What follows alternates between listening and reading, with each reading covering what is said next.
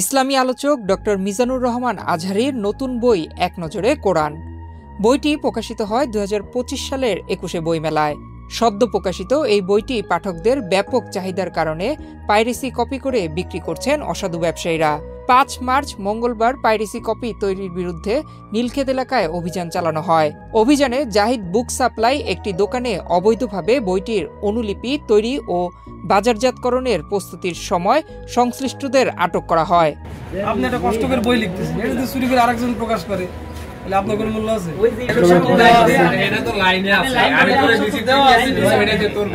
রাজধানীর new market থানায় আইন শৃঙ্খলা বাহিনীর তাদের বিশেষ কার্যক্রমের মাধ্যমে পাইরেসির মূল হোতাদের শনাক্ত করে।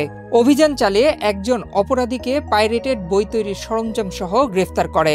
বই নকলকারী জাহিদ বুক নামের প্রতিষ্ঠানটির কার্যক্রম স্থগিত করা হয়েছে। বই বিক্রেতা ও প্রকাশকেরা এ ধরনের অবৈধ চক্রের কারণে আর্থিকভাবে চরম সংকটের মুখে যেমন পড়েছেন, তেমনি পাঠকেরাও পছন্দের বইটি ক্রয় করতে গিয়ে প্রতারিত হচ্ছেন।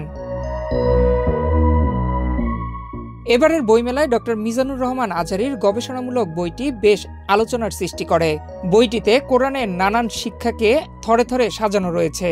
ইনফোগ্রাফিক স্টাইলে কোরআনের ওপর লেখা এই বইটি বাংলা ভাষায় কোরআন চর্চার ক্ষেত্রে এক দৃষ্টান্ত স্থাপন করেছে, যা কোরআন নিয়ে এমন সৃজনশীল কাজ আরও প্রকাশের ব্যাপারে সম্ভাবনা তৈরি করবে।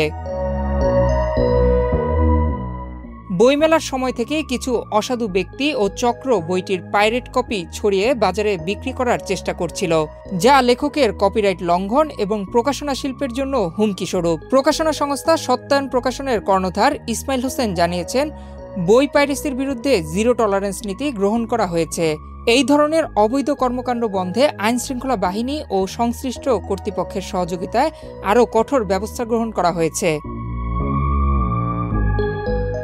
এই অভিযানের মাধ্যমে দেশের প্রকাশনা শিল্পকে অবৈধ পাইরেসির হাত থেকে রক্ষা করতে একটি গুরুত্বপূর্ণ দৃষ্টান্ত স্থাপন করা হয়েছে। প্রকাশনা প্রতিষ্ঠান ও সংশ্লিষ্ট মহল আশা করছে, ভবিষ্যতে এ ধরনের অভিযান আরও কঠোরভাবে পরিচালিত হবে এবং লেখকদের শ্রম ও মেধার যথাযথ স্বীকৃতি নিশ্চিত করা হবে। নয়ন বিশ্বাস, বাংলাদেশ প্রতিদিন।